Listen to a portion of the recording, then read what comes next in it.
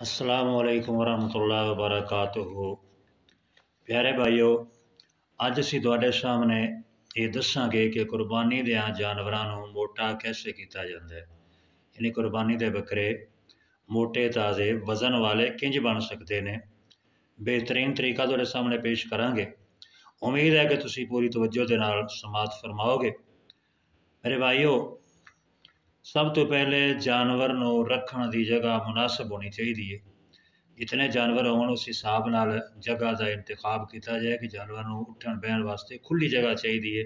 ज़्यादा तंग जगह ना होवे और जगह बिल्कुल साफ सुथरी होवे, खुशक होवे और जगह नरम रखो। यानी अगर पक्की जगह है, अगर कच्ची जगह भी पक्की हो जाए तो फिर भी उन्होंने गोडी वगैरह करके नरम कर दिओ।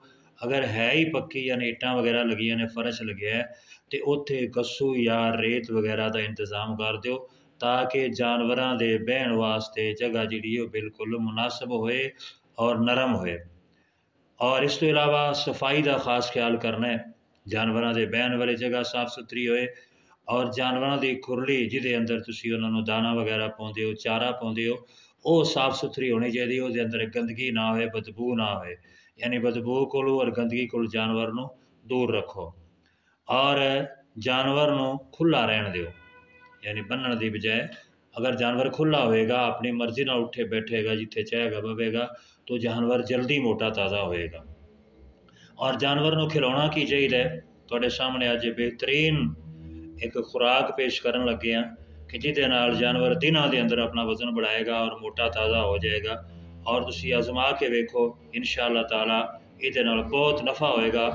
और अक्सर गोट्स फार्मर जिहड़े ने, यानी जिहड़े बकरे पालदे ने और उन्हां दे बकरे बड़े मोटे ताज़े हुंदे ने, वो इहो ही कुलिया इस्तेमाल करते हैं जिहड़ा कुलिया तुहाडे सामने मैं अज पेश करन लगा वां। सब तो पहले सुबह टाइम ते बकरे नूं गंदम का दलिया, मकई का दलिया और चोकर ये तूड़ी च मिक्स करके ये खुराक दो सुबह के टाइम ते। यानी नाश्ते के टाइम ते दलिया गंदम का, दलिया मकई का, चोकर और तूड़ी उतना उस मुनासबत नाल पा लो जितना जानवर आसानी नाल खा सके। यानी जानवर पेट भर के खा लवे और फिर जानवर नूं पेशी तक, जोर तक तुसीं होर कोई चीज़ नहीं खिलाउणी। और इस बात का ख्याल रखना है कि जिथे जानवर तुसीं रखे ने उत्थे ताज़ा पानी का इंतजाम लाजमी होना चाहिए। जानवर वास्ते हर वक्त ताज़ा पानी मुयसर होवे जानवर के पीण वास्ते। यानी जदों दिल चाहे जानवर वो पेट भर के पानी पीवे। यानी ये सुबह का नाश्ता तुहाडे सामने पेश किया और फिर आ गया दोपहर का खाना।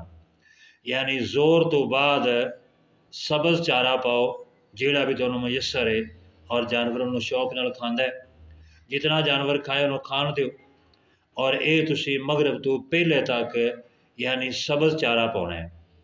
मगरब तो कुछ देर पहले अद्धा किलो इसबगोल की गुल्ली, इसबगोल की गुल्ली बड़ा मशहूर है बकरियां का, यानी कि एक खाज है, बकरियां की खुराक है और असल बकरे नूं मोटे करने वाली चीज़ ही ये गुल्ली है।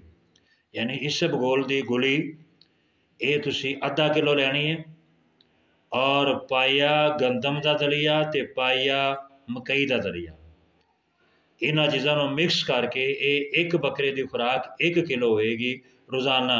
यानी मगरब शाम की नमाज तो पहले पहले ये तुसीं बकरे नूं डाल देनी है। वो घंटे च खा लवे, अद्धे घंटे च खा लवे या वो रात तक खाता रहे, ये दोनों फिक्र करने की लोड़ कोई नहीं।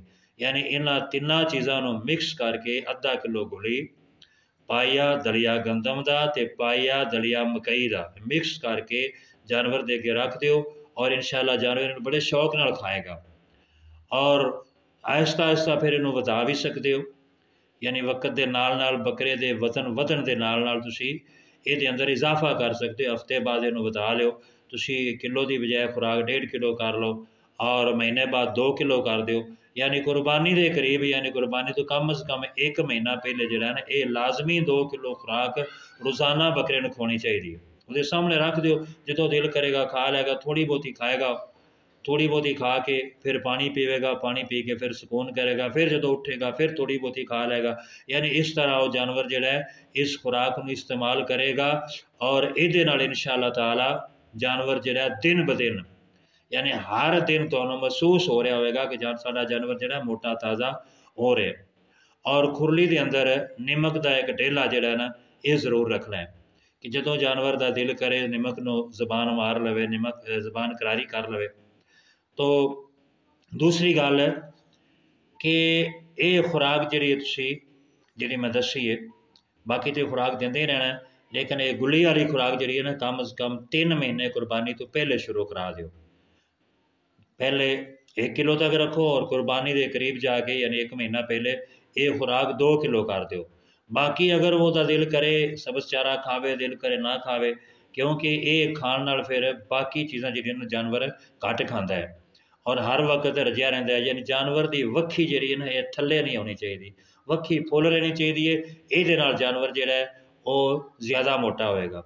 बाज़ लोग घबरा जाते हैं कि जानवर साडा जिहड़ा ना वो ते जी तेज़ तेज़ साह लैण लग पिया, यानी पंजाबी कहते हैं कि होकण लग पैंदे ने जानवर।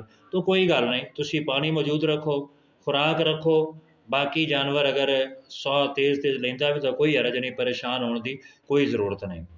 और जानवर जिहड़ा है उहदे वास्ते तुसी ये खुराक फिर कुर्बानी तक लाजमी इस्तेमाल करनी है। अगर तुसी इस खुराक नूं बंद कर दोगे तो जानवर वजन घटाना शुरू कर देगा, यानी गुली जिहड़ी है अगर इन्हूं बंद कर दोगे ना तो जानवर वजन घटाउण लग जाएगा। इस वास्ते ये बंद नहीं करनी, फिर इन्हूं कुर्बानी तक जरूर खिलाना है। और इस तो इलावा इस गुली के अंदर की चीज़ पाई जाती है, फाइबर फीड जिहड़ी है वाफर मिकदार होंदी है, प्रोटीन नाल ये भरपूर होंदी है, यानी तकरीबन 40% प्रोटीन होंदी है और 60% कार्बोहाइड्रेट्स इस गुली के अंदर मौजूद होंगे हैं। और ये गुली मोतदिल तबीयत है, यानी ना गर्म है तो ना ठंडी है, मोतदिल तबीयत है। इस वास्ते दा जानवर वास्ते कोई साइड इफेक्ट नहीं, कोई नुकसान नहीं हैगा, यानी किसी किस्म का भी जानवर को कोई नुकसान नहीं हैगा। और ये गुली जिहड़ी है की चीज़ है, ये जिहड़ा छिलका इसबगोल असीं इस्तेमाल करने ना, इहदा बीज हुंदा है या ये यानी जिहड़ा इनू पीण दे नाल जदों इनू निकालिया जाता है यानी छड़िया जाता है या मशीन के अंदर निकालिया जाता है तो ये उतों जिहड़ा छिलका उतरदा है ना, यानी वो इसबगोल का हिस्सा है। गुली जिहड़ी है गुली इसबगोल का हिस्सा है और ये जानवर वास्ते बड़ी ही अहम चीज़ है। तकरीबन पाकिस्तान के अंदर, इंडिया के अंदर काफ़ी सारे फार्मर जिहड़े ने ये गुली अपने जानवरों को इस्तेमाल करवाते हैं, खवाया जाता है।